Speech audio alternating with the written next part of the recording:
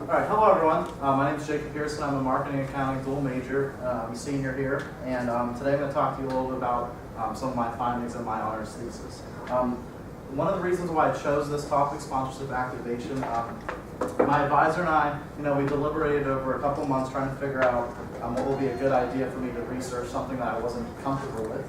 And with a combination of my passion of sports and my marketing major mainly, and with the upcoming Olympics that this past summer, we decided this would be a great topic to go into. So the purpose of my study can be seen here. I wanted to examine sponsorships and sponsorship activation at the Rio Olympic Games to really get a feel for what are some of the common practices of the day. I wanted to look into digital media's role in these activations to see, how far do they go beyond just being a simple social media post. And finally, I wanted to contribute to the related literature and see if I could identify specific trends, best practices, what are these people going to be doing in these big areas. So to start off, what is sports sponsorship? Well, I provide a definition of sponsorship itself. In sports, these relationships are a lot like they always involve like a team or a league being sponsored by some corporation. So Discover Card, for instance, could sponsor the Pittsburgh Penguins. Now, these relationships provide a competitive advantage. The corporation is able to realize some marketing goals that I have listed up here, and that team or that league is able to get resources that they didn't previously have. To illustrate how lucrative this field is, you can see here, almost $16 billion last year was spent on North American sports alone, and North American sports sponsorship. Now, I want to briefly cover what literature I went over whenever I was trying to learn about this topic. There's 4 areas I want to highlight. Goals. Some of the findings that I had was that there's specific goals that kept popping up that are popular among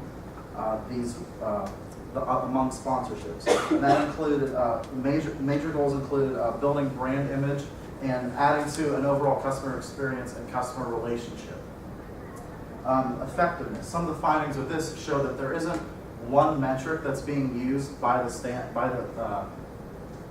industry. So there's a wide variety of things to measure and what people are looking for.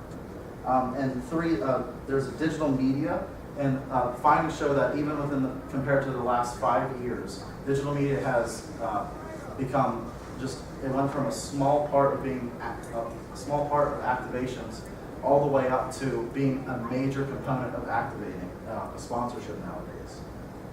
Now, sponsorship activation can be described in a number of ways, and I have a couple definitions up here. Essentially, it's going beyond just being a nameplate on a billboard.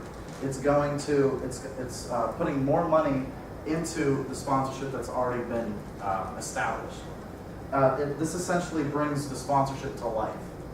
And a great example will be PNC Park. Now, PNC Park, everyone knows the beautiful landscape you see at Pittsburgh, but and you see the PNC up on the board where all the scores are. But what else goes into that?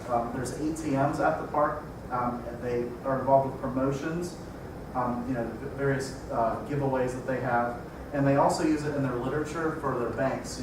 You could have, get a car loan today, and they'll have a PNC Park picture, and it'll show a car driving around it. So that's a really good example of how one can activate. Now this brings us to my study. I specifically studied activation in the Olympics. And we agreed, my advisor and I, that this would be a great setting because it is essentially the biggest platform in sports. And this was the first Olympic Games in South America, which is highly notable. Now, with respect to Olympic sponsorship, the main agency in charge is the IOC, and the IOC is the same group responsible for organizing the Olympics. They created the TOP program in 1985, and this allowed these certain corporations to get the opportunity to get exclusivity in specific product categories. You can see that from the first top organization of sponsors to just the last quadrennium of top sponsors has gone up in over $1 billion in revenue. I focused on So you can see the growth of the top program, and then I also list the top 8, which is the most recent one. Now my research topic, I chose a case study because I felt this was the best way I could really delve deep into the information and immerse myself and just experience what's happening. And I picked Coca-Cola, Procter & Gamble, and Samsung of the 12 that were available because they were recognizable global companies. They're from different industries, and they're quite large. So I'm going to get into my results now. So here's some of the examples of activation that Coke did. And so one of their advertising campaigns was known as the Taste the Feeling campaign. This had occurred before the Olympics, but they added an Olympic twist to it. You know, it was something as simple as adding Olympic athletes drinking a Coke and using some just small little symbolism that you can see. So in the top left one, you can see that both of the athletes are sitting down. It looks like after a track meet, and they're having a Coke, something very casual, but it also creates association with the Olympics. On social media, they had a hashtag That's Gold campaign where they encouraged their followers to share their gold moments in life. So, you know, I passed my finals this week. Yeah, great. So, packaging, if you go into the packaging of the different Coke products, you can see here they have different shapes of athletes, different colors, and they even had gold bottles that came out that associate with gold medals and the hashtag That's Gold campaign. An on-site program they had in Rio, it was called the Coke Lounge.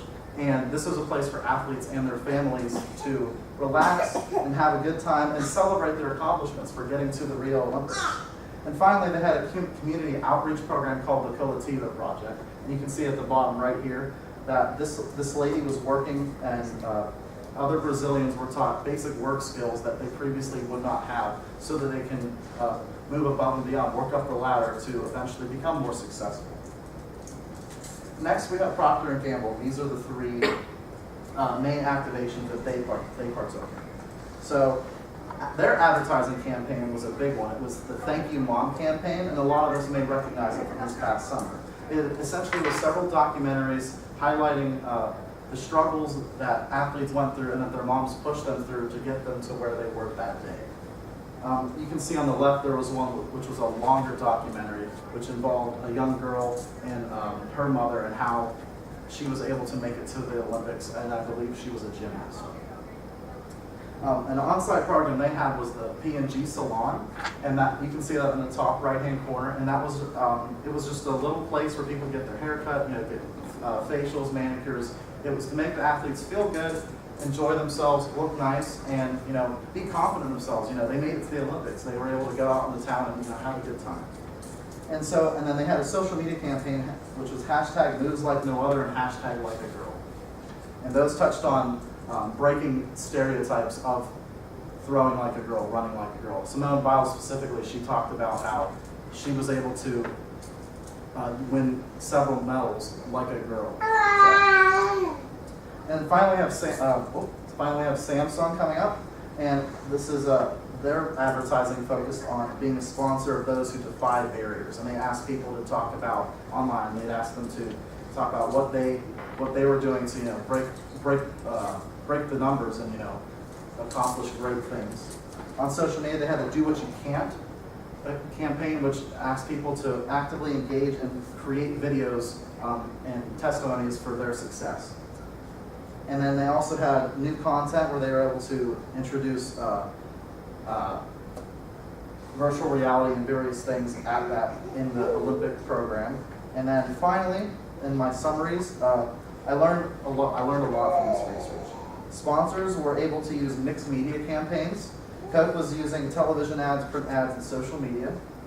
Activation efforts created a strong connection with their sponsors. A common theme was the family theme, and that digital media affected fans not only in Rio but worldwide. So, in closing, there's some limitations here that I've listed here. The things that this research should really focus on in the future would be activation at sporting events that are smaller scale and various sizes of their audiences.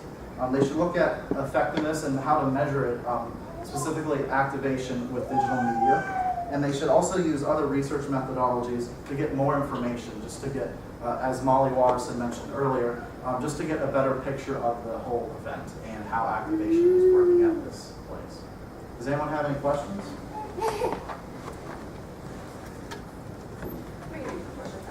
Yeah, thank you.